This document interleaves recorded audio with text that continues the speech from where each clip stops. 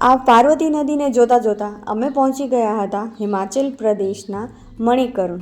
અને એવું પણ કહેવામાં આવે છે કે આ જ જગ્યાએ ભગવાન શંકરે એમની ત્રીજી આંખ ખોલી હતી. અને મંદિરની અંદર પ્રવેશ કરતાં જ પહેલાં જ આ ગરમ પાણીના મને કુંડ દેખાણા. અને આ કેટલું ગરમ પાણી હશે ને, તમે આ ધુવાણા જોઈને વિચારી શકો છો. આ પાણી એટલું ઉકળતું ને એટલું ગરમ પાણી છે કે મંદિરનો જે પ્રસાદ છે ને એ પણ આમાં બનાવવામાં આવે છે. પહેલાં તો અહીંયા એક મટકામાં ચોખા રાખવામાં આવે છે, ચણા રાખવામાં આવે છે ને એ બધા મટકા આ પાણીમાં રાખવામાં આવે છે. અને પાણી એટલું ગરમ હોય છે કે એમાં જ આ ચોખા અને ચણાનો પ્રસાદ બફાઈ જાય છે. આ પાણીમાંથી એટલો બધો ધુવાણો નીકળે છે કે સામે રહેલી પાર્વતી નદી પણ હું સરખી રીતે જોઈ નથી શકતી. તો વિચાર કરો કે આ પાણી કેટલું ગરમ હશે. અને મંદિરની એકદમ બાજુમાં જ ગુરુદ્વારા પણ છે.